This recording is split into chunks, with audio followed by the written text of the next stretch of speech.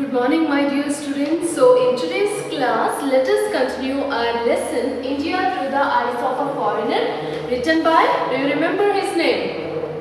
Mark Tully. Okay. So, being a British, he came to India to work in the office of British Broadcasting Corporation, that is BBC, and as soon as he came to India, he himself adjusted, or the people in India made him to adjust here or comfortable here. We learnt in our previous class, right, why he loved India so much, and he wrote so many important books about India, its people, its culture, religion, celebrations, art, songs, music, dance, everything, right? So, Mark Tully written about India so beautifully, its drawbacks also. Along with that, he praised India so much, and he told that the people of India are so friendly that because of some of my good friends, I am staying in India till today. And he also writes, not only my friends, the beauty of India, its culture, tradition, art, music, dance, everything made me to remain in India, he writes in this lesson. Okay, I hope you remembered everything. Now let us move on to the next part of the lesson. We'll complete it today. Okay, so here paragraph number 3. Now you have to, what you have to do? You have to open your books and you have to follow my reading, right? Okay, I know you very well. Paragraph number 3. There are the great epics and the law poetry. There is the art of the Pradhan tribe in central India, which occupies the whole of one wall of my flat. There is the color of the festivals, the solemn dignity of the courtyards of the great mosques, filled with line after line of worshippers bowing their heads in prayer, and the colorful informality of the pujari performing the evening rites in a Hindu temple. There is the sound of priests singing the 6 scriptures carrying across the water of the sacred tank in which the golden temple stands. There are the great monuments of India. I have never known anyone to be disappointed by the Taj Mahal or the forts of Rajasthan. There are the fresh cooked parathas for breakfast in the open air dabas or restaurants along the Grand Trunk Road. And there is the delicacy of a vegetarian thali or tray in Gujarat. So in this paragraph, the author Mark Tully very beautifully expressed how the people of different religions are living in India in unity, and they are performing the rites or their religious pujas or rites by themselves very beautifully. Very beautifully here Mark Tully explained us, okay, and he says there are many great epics in India. The 2 great epics, as you know, right, Ramayana and Mahabharata, and many great poets who had contributed a lot to the field of literature since olden days. Okay, there is the art of the Pradhan tribe. Pradhan tribe is the main tribe, the tribal name of the one tribe. Here they were living in the central India,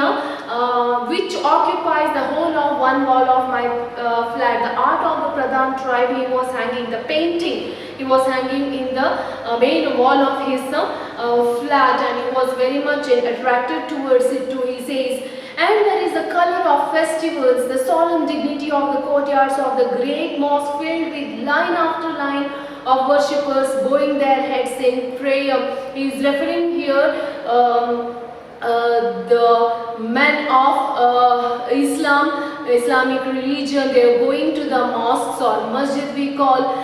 They bow their heads and perform prayers to their gods, and during the time of festivities the people of different religion, they perform different rites here or different types of pujas here, and they celebrate involving with the one another. Okay, and he also says during the evening time in the Hindu temples, anyone can see the colorful informality, the simplest one here. Informality means not so grand. Every day in the evening or in the morning in the Hindu temple, you can see how the pujari is performing his evening rites, and in the mosques how the people stand or sit line by line and perform or pray to their gods in mosque. It looks so beautiful. He says, okay, there is the sound of priest singing the 6 scriptures, carrying across the water of the sacred tank.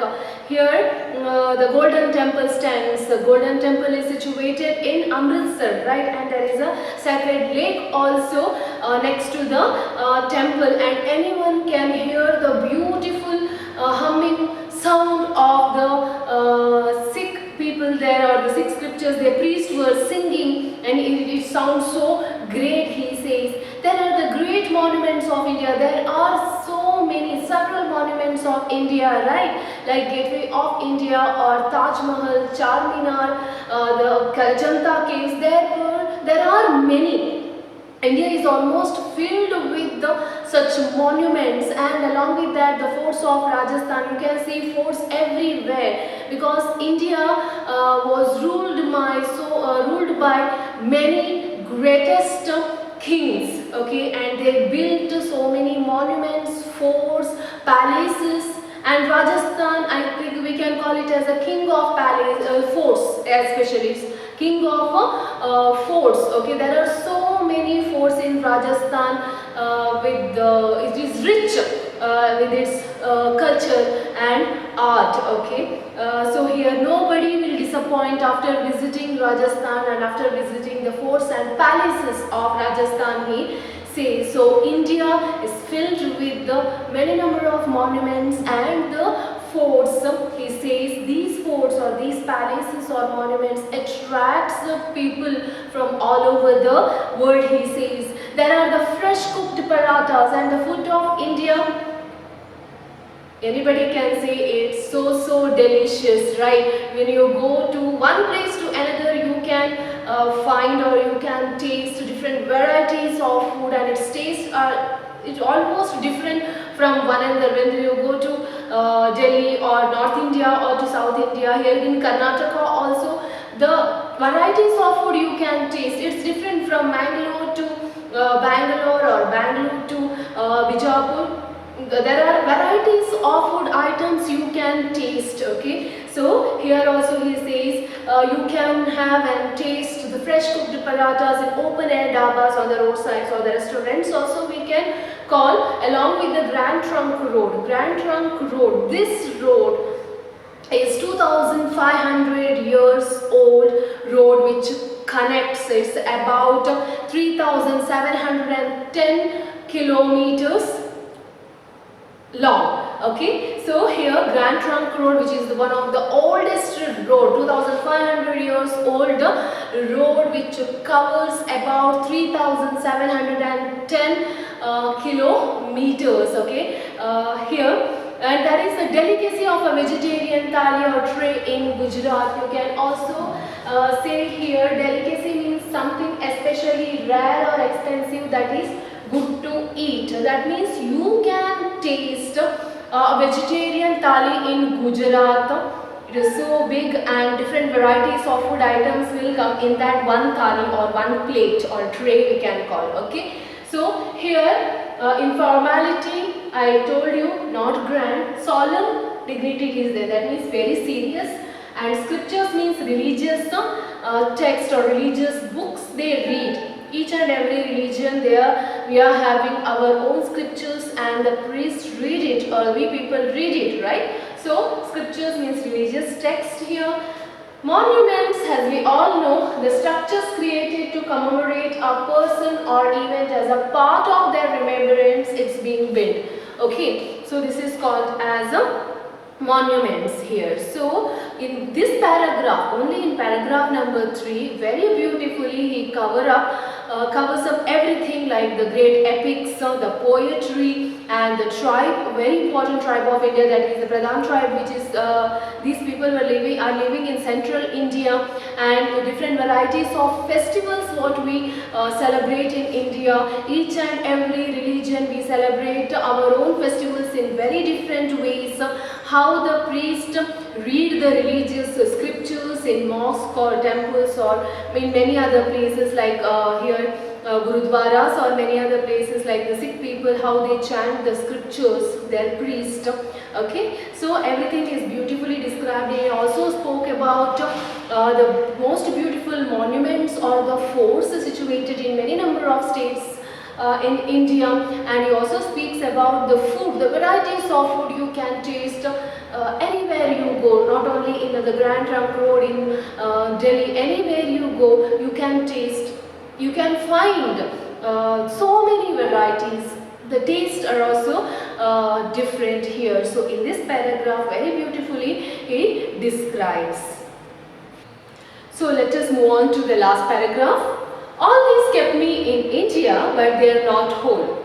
It would need a poet to describe what India means to me, and I am no poet. I can only say that I am not alone among foreigners in believing there is nowhere like India, and no people like Indians.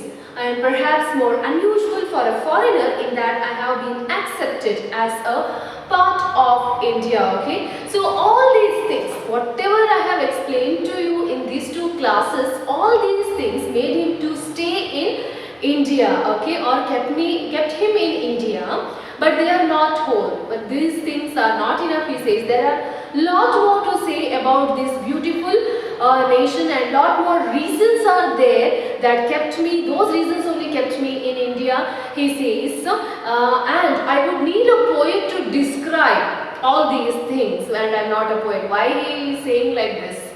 Because the poets are the most imaginative ones, right?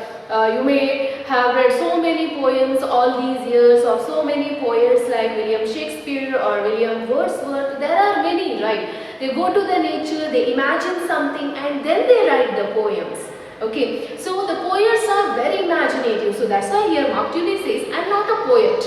I need a poet to explain or to describe about this new beautiful nation, and all those reasons I wanted to collect and put before you, which made me to stay here, says Mark Tully in this context here. Okay, then I can only say that I am not alone among foreigners in believing there is nowhere like India and no people like Indians.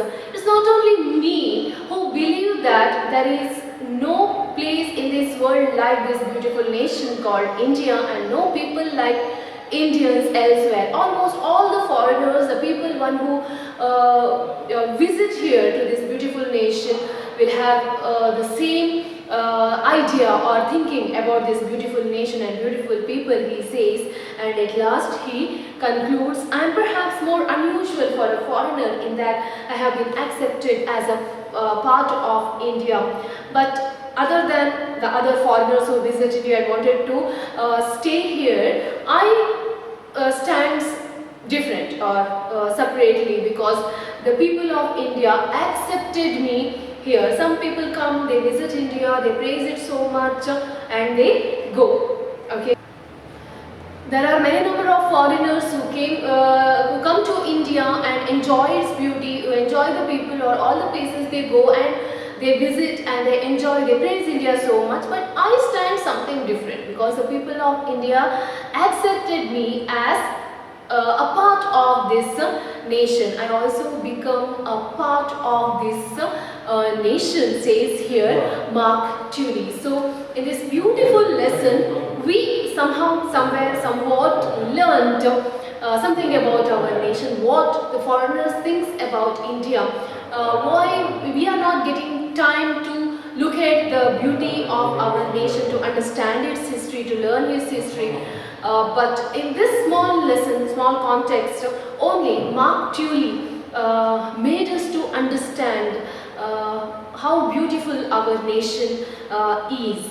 And he gave so many reasons for his staying in India, and he is very happy that he is one of the part of this beautiful nation. So I hope you people understood this lesson in a very well manner. Now you have to, what do you have to do?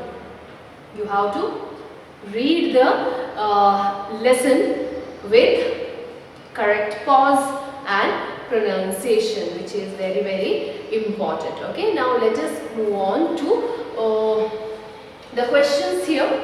Your first question is fill in the blank. The art of dash in central India, we can see the art of Pradhan tribe in central India is mentioned in this lesson. The art of Pradhan tribe. Okay, and Mark Curie was born in, where did he born?